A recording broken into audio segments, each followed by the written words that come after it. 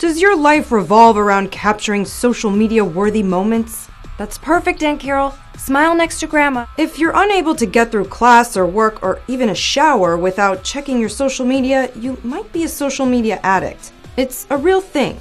And Tim Bono, a professor and author of the book When Likes Aren't Enough, a crash course in the science of happiness, is offering up some tips to the New York Post to help you kick your habit. One is noting how often you use social media and how you feel after. Hold yourself accountable for the time you spend checking out your ex's trip to Cancun.